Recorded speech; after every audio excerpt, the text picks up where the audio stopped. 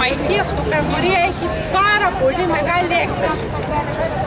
Ο αυτοκράτορας Διοκλητιανός ορίζει την αυτοκρατορία σε 4 τμήματα και χρησιμοποιεί 3 συναυτοκράτορες, οι οποίοι δεν ονομάζονται ιμπεράτορες, αλλά ονομάζονται καίσαρες, γιατί παίρνουν τμήματα της αυτοκρατορίας. Η Θεσσαλονίκη τότε γίνεται πρωτεύουσα του Μαξιμιανού Γαλέριου, που είναι ένας δευτερεύον αυτοκράτορας, ονομάζεται Καίσαρας, με έδρα του τη Θεσσαλονίκη. Ο Μαξιμιανός Γαλέριος πήρε για γυναίκα του την κόρη του μεγάλου αυτοκράτορα, του Διοκλητιανού, Μέρλη Μωρός. Λοιπόν, και με έδρα του τη Θεσσαλονίκη, ο Γαλέριος βασίλεψε 13 χρόνια. Στη Θεσσαλονίκη όμως, από αυτά τα 13 χρόνια, έμεινε μόνο τα 4. Γιατί 9 χρόνια πολέμησε τον μεγαλύτερο εχθρό της αυτοκρατορίας, τους Πέρσες. Ανέβηκε Αρμενία, Περσία, Ιράν, φανταστείτε αυτές τις χώρες. Τους Ασσύριους, τους Βαβυλώνιους, μέχρι τη Βαγδάτη, Ιράκ, και νικούσε παντού. Όταν ήταν έτοιμος να επιστρέψει ο Γαλέριος στη Θεσσαλονίκη, οι Θεσσαλονικείς που έκτισαν το θηριαμβικό τόξο ή καμάρα, η οποία μάλλον είχε ή την κατασκευή που βλέπετε τώρα ή ήταν κάτι άλλο.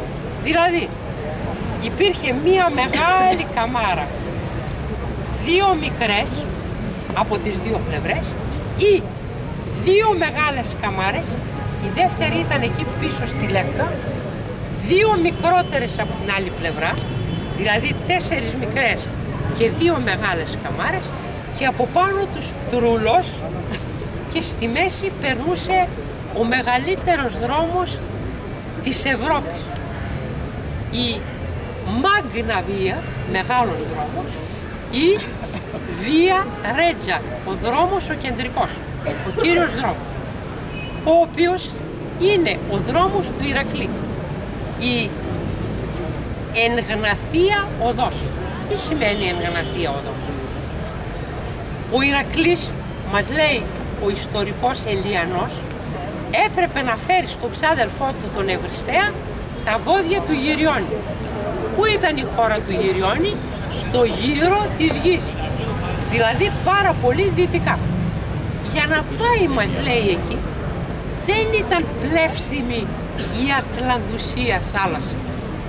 Αν τα πάρουμε πίσω, θα δούμε γιατί δεν ήταν πλεύσιμη η Ατλαντουσία θάλασσα, γιατί είχε πέσει, μας λέει ο Όμηρος, ένα βουνό από τον ουρανό, δηλαδή ένας μετεωρίτης. Είχε καταπλακώσει την Ατλαντίδα και η θάλασσα είχε γίνει λασπόδη. Ο Ηρακλής, για να πάει στη χώρα του Γυριώνη, πήγε αεροπορικός. Δεν γελάμε, κλαίμε. Πήγε, λέει, με ένα υπτάμενο δίσκο ή δέπας που το πήρε από το Θεό Απόλλωνα τον ήλιο. Και με αυτό έκανε την πτήση, πήγε στη χώρα του Γυριώνη και έφερε στην Ευρώπη 350.000 βοηδοί, αγελάδες και βόδια. Για να θυμόμαστε εμείς την πτήση του Ηρακλή, στα Ολυμπιακά αγωνίσματα μέχρι σήμερα, στο πένταθλο, έχουμε τον δίσκο. Λέει ο Ελιανός, συμβολίζει τον δίσκο με τον οποίο πήγε ο Ηρακλής από την Αφρική και το Όρος, το βουνό Άτλαντα, μέχρι τη χώρα του Γυριώνη, που ήταν μάλλον η Αργεντινή, έφερε τα βόδια, πέρασε με τις 2 Ηράκλειες στήλες και τα έφερε στην Νότια Ιταλία. Από την Νότια Ιταλία, για να έρθει στην Ελλάδα, έπρεπε να βάλει τα βόδια να κολυμπήσουν.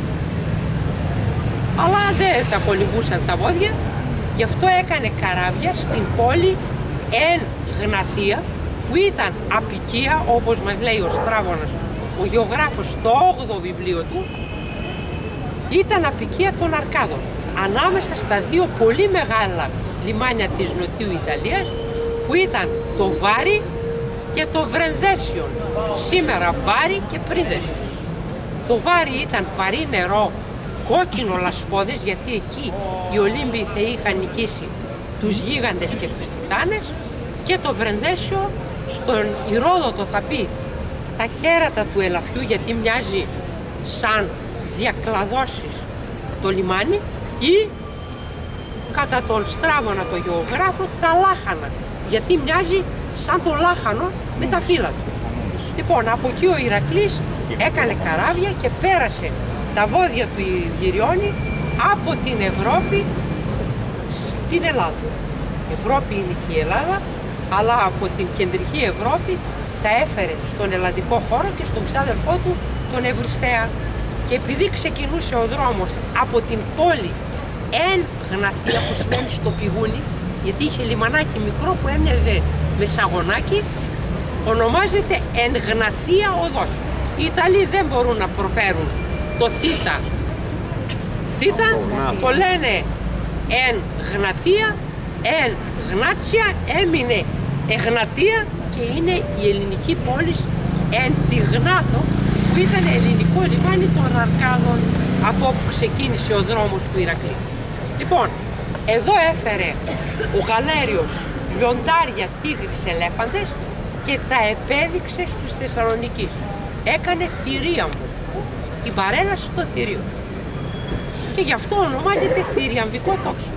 Στο θηριαμβικό τόξο, από την Καλή Αυριανή και του Αγίου Νικολάου με το καλό, και όσοι βλέπετε στο Facebook, όσοι βλέπετε στο Facebook, θα έχετε την ευκαιρία την Κυριακή να παρακολουθήσετε μία από τις πιο ωραίες μου ταινίες με την 4Ε, το ναό του Αγίου Νικολάου του Ορφανού, που είναι από τους πιο κατάγραφους, δηλαδή ζωγραφισμένος ολόκληρος σε όλο τον χριστιανικό κόσμο. Υπέροχος ναός, ελπίζω κάποια φορά να το δούμε και από κοντά. Βρίσκεται στην Άνω Πόλη, από εδώ πίσω. Μερικά τετράγωνα πιο πίσω από τη Ρωτώντα.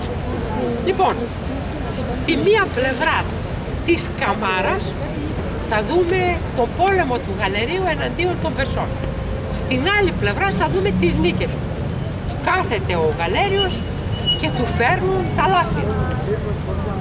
Στην μεσαία ζώνη και στη μέσα της Καμάρας θα δούμε τον Γαλέριο να πηγαίνει στη Βαγδάτη, δηλαδή στην αρχαία Βαβυλώνη. Ανάμεσα στους ποταμούς Τίγρη και Εφράτη, οι κοπέλες που το μισό του σώμα είναι γυμνό και το άλλο μισό είναι ντυμένο, συμβολίζουν νερό και είναι τα ποτάμια Τίγρης και Εφράτη. Εκεί πηγαίνει και οι στρατιώτες βγαίνουν με σημαίες, τις οποίες κρατούν πάνω σε κοντάρια και τον χειροκροτούν για τις νίκες του.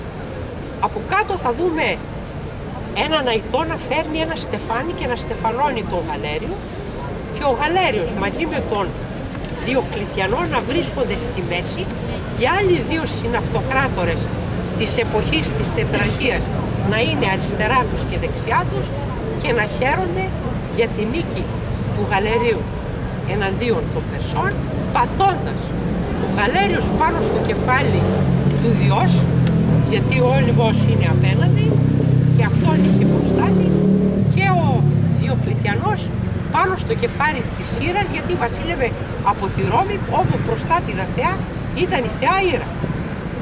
Το πιο σημαντικό μέρος όμως της Καμάρας και της διακόσμησής της είναι στην ανατολική πλευρά που κοιτάζει προς την Παναγία δεξιά, όπου πρώτα απ' όλα ο Γαλέριος μιλάει στο στρατό του και τους λέει θα σας γυρίσω πίσω, νικήσαμε, και δίνει όρκο ότι θα τους γυρίσει πίσω στα σπίτια τους.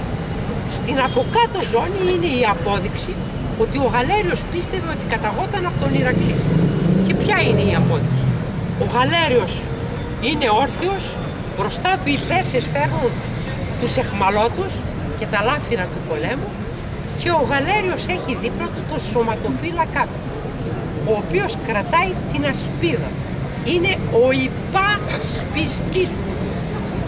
Μέσα σε αυτή την ασπίδα φαίνεται ο Ηρακλής, σαν φυλαχτό. Δηλαδή ό,τι κακό έρθει, ο Ηρακλής εκεί να το εξαφανίσει και να τον προφυλάει στην ειρήνη και στον πόλεμο. Από κάτω ο Γαλέριος και ο Διοκλητιανός με τις γυναίκες τους, που είναι η μητέρα και της Βαλέριας Γκαλέριας, που ήταν η γυναίκα του Γαλερίου και κόρη του Διοκλητιανού, και η κόρη του Διοκλητιανού, η οποία είναι μητέρα της κόρης του Γαλέριου, που λέγεται Θεοδόρα, και μπορεί να είναι και η Αγία Θεοδόρα της Θεσσαλονίκης, που μαρτύρησε στο ναό της Αγίας Θεοδόρας σε κάποια αγάπη χριστιανών. Οι αγάπες ήταν οι συναντήσεις, οι βραδινές, οι κρυφές, όπου οι χριστιανοί, σαν καλή ώρα εμείς, είχαν φέρει από το σπίτι τους και κολατσό και ανέβαναν επάνω στο υπερόον, στο δεύτερο όροφο του σπιτιού, και έκαναν τραπέζι. Και όταν περνούσαν οι Ρωμαίοι, άκουγαν μουσικές, άκουγαν θόρυβο και έλεγαν τι γίνεται εδώ μέσα. Γάμος, έλεγαν αυτό. Στο γάμο, αν δεν ήσουν καλεσμένος, δεν μπορούσες να μπει στο σπίτι. Γι' αυτό ήταν οι μυστικές συναντήσεις των χριστιανών τα βράδια σε μυστικούς γάμους. Γι' αυτό λέμε, Κύριε, του γάμου σου του μυστικού συνοδών με παράλαβες. Να έρθω κι εγώ να παρακολουθήσω τον μυστικό σου γάμο. Λοιπόν, και από κάτω, στην τελευταία ζώνη, θα δούμε από τη μία πλευρά τις μουσες που ήταν ειδικές για αγάλματα. Καλλιό, η Κλειό που μιλούσε στα ποίηματά τους της για τη δόξα. Κλέος, Κλειό είναι η δόξα. Η Πολύυμνια έγραφε πολλούς ύμνους για τους πολυδοξασμένους. Και όλες οι άλλες οι μουσες, οι οποίες στο χορό, στο τραγούδι, οι Τερψυχώροι Ευτέρποι θα τραγουδήσουν για τις νίκες του Γαλέριου, και από την άλλη πλευρά τα ζώα που φέρνει ο Γαλέριος στη Θεσσαλονίκη για να κάνει τον θρίαμβό του. Αυτά θα είμαι εκεί και θα τα αγκαρίζω, αλλά επειδή δεν θα μπορείτε να ακούσετε όλοι, σας λέω και εκεί θα βλέπετε την σχετική εικόνα. Πάμε. Ευχαριστώ πολύ.